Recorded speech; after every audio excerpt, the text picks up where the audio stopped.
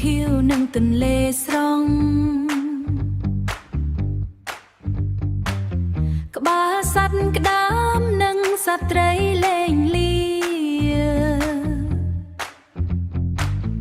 កូនក្មេងរួមចង្វាក់រាំ